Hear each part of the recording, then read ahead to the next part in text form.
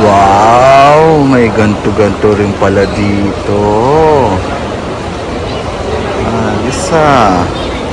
Mga painting din mga karops. Ermita. Mga scrap lang pala to. Scrap lang. Isa. Oh, maroon pa. Rojas Bridge. Hawakan pala yan. Pagalitan tayo. Although metal naman yan kasi syempre baka may mga paint yan na mag-deform dahil hinawakan natin mga kalbs. Respeto sa gumawa. Ermita. Ito pala yung titulo nito. Art Map Portfolio ng Manila. Kasi ito Tondo. Tondo talagang linya-linya kasi ito yung simbahan. Ito lang mga pangalan ng roads kasi doon meron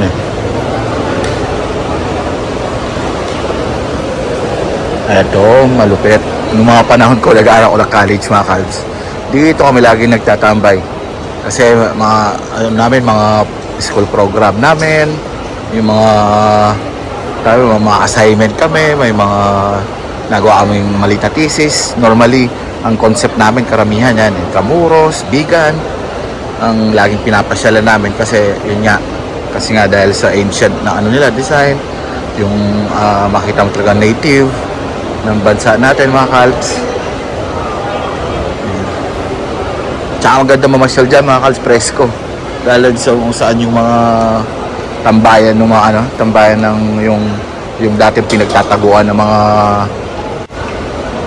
nakipagbakbakan sa atin. Yan. As may golf course din dun. Astig.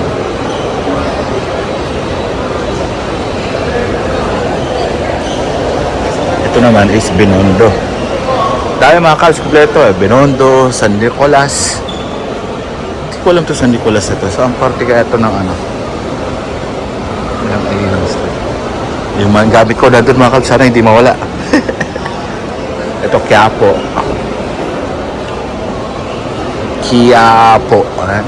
Ganun ang basa pa rin. Quiapo.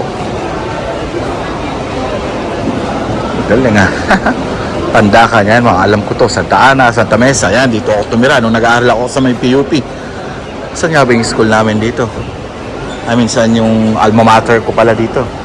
Diyan ako tumira halos buong taon ko sa Manila dito. Yan, sa may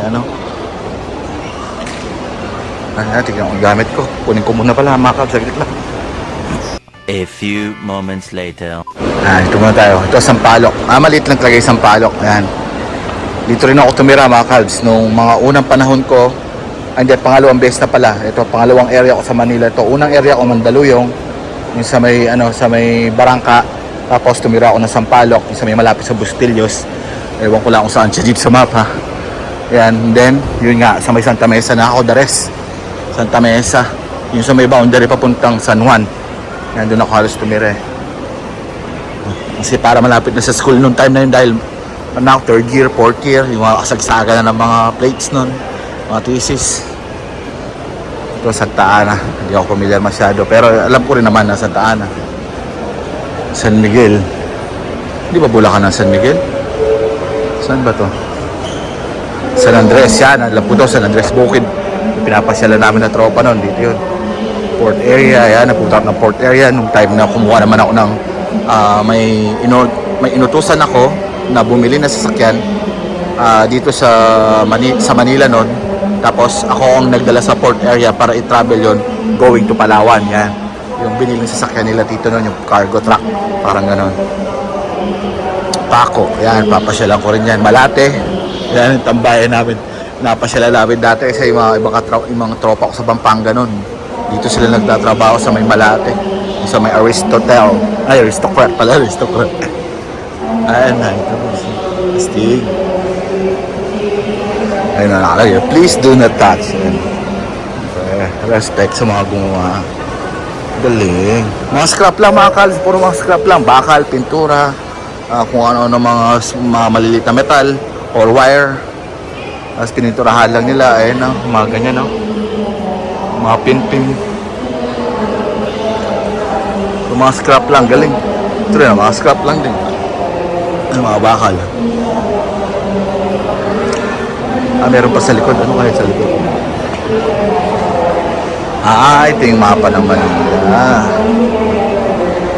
City of Manila. Ito yung dati, yung luman-luman na siguro to. Ang taon to, 1905. Plans for the Development of Manila submitted to the Philippine Commission by D.H. Burnham. 1905. Nakakalsi. Tapos ito na yung City of Manila way back 1915. Official Department Engineer Philippine Department June 1915. Ito yun na yung yung mapa. And then ito naman yung matagal na rin to. Ito na yung pinaka-latest na siguro. Ito matagal na rin to. Yung geography map na to. No, ito 1898. 1898 mga kals. Alam mo na tayo na maupuan natin. Chow muna. 1 hour later. Pahinga muna tayo mga kalbs. Huwag ka, nakachilalas lang. Tapos ba ito? Ang maleta ko. Bumis na pa ako mga. Hindi napansin na. Habang naghihintay tayo, pahinga muna tayo dito mga kalbs. Alas 3 pa lang. So mga 2 to 3 hours pa na paghihintay. So nood mo tayo ng movie. 1 eternity later. Mga kalbs, mag-aalas 5 na. Dami ko na ginawa. Tulog. Cellphone, kwentuhan. Abang-abang lang tayo. Halit na tayo mag-aabang sa kabila. Gusto na lang sa kabila. Dito sa loob. Napadya ay nakaharang. Waiting lang tayo mga kalbs. Mag-aalas 5 na. Tendok na lang. Tapos mag-grab taxi na lang siguro kami. Wala susundo sa amin eh. Babiyahe lang kami, may pupuntahan lang kami tapos doon nag-stay. Yan, doon sa ninang namin mga kalbs. So yan. Bahan na, tinapos sa hintayan. Hindi pa exit eh. Hindi sa park na. Hintay lang tayo.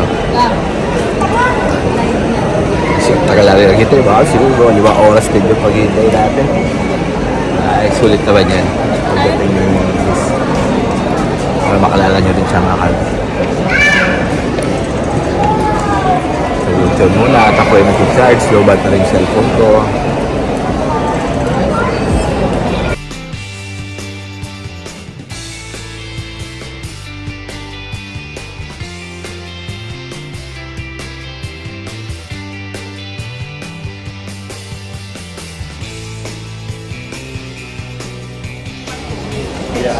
Tingnan na si Miss Kong Cards.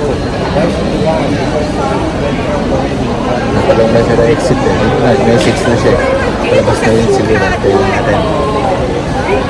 Nagkulit sa may gate 5. Nandito ako sa may gate 5 kasi. But it's okay ma'am, we fix everything